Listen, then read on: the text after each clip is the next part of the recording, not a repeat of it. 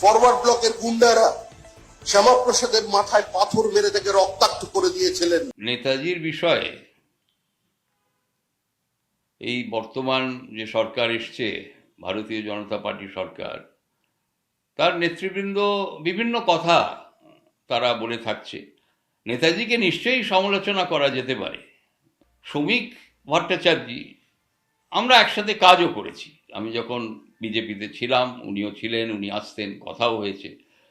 আমার যা জানা শ্রমিকবাবুর বিষয়ে, যে উনি নাকি ইতিহাস নিয়ে একটু লেখাপড়া করেছে। তো যাই হোক, কিন্তু শ্রমিকবাবু যেটা বললেন যে ফরওয়ার্ড ব্লকের গুন্ডারা নাকি শ্যামাপ্রসাদ মুখার্জিকে আক্রমণ করেছিলেন, ওনাকে অসম্মান করেছিলেন, এটি সঠিক নয়। এখন বলা হচ্ছে কি আপনি বলেছিলেন কি শ্যামাপ্রসাদের মাথা ফাটিয়ে দিয়েছিল ফরওয়ার্ড ব্লকের গুন্ডারা।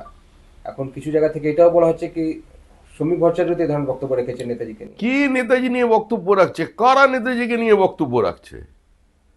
তৃণমূল কংগ্রেস জন্ম নিয়েছে কংগ্রেসের গর্ভ থেকে, যারা নেতাজি সুভাষচন্দ্র বসুকে বহিষ্কার করেছিলেন, কমিটি করতে দেননি।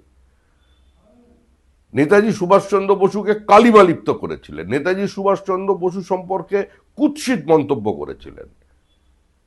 ভারতের কমিউনিস্ট পার্টি কি অবস্থান ছিল নেতাজি সম্পর্কে, এগুলো পশ্চিমবঙ্গের মানুষ জানেন।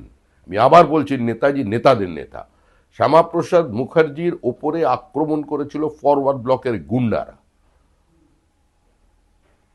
আমি নেতাজির নাম কোথাও বলিনি।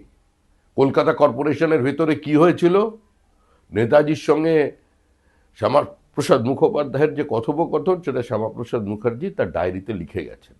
আমি যা কিছু বলেছি সচেতনভাবে বলেছি, আমি সেখান থেকে সরে আসবো না। শ্যামাপ্রসাদ মুখার্জিকে রক্তাক্ত করেছিল ফরওয়ার্ড ব্লক।